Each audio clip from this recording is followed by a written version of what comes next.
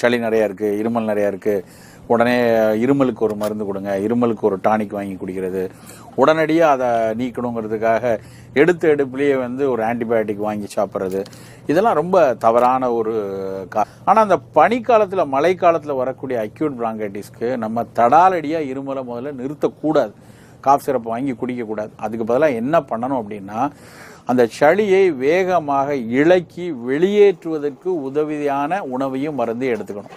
அதில் முக்கியமானது மிளகு. நல்ல ஒரு 1/2 டம்ளர் பாலில் கொஞ்சம் 2-3 மிளகு,